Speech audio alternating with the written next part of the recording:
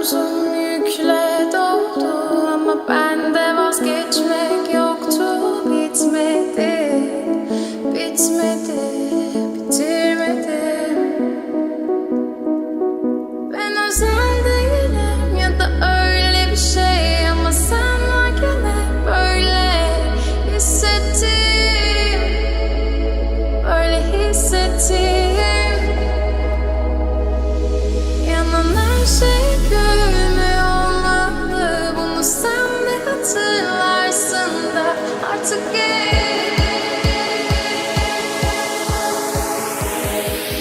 böyle hissettim.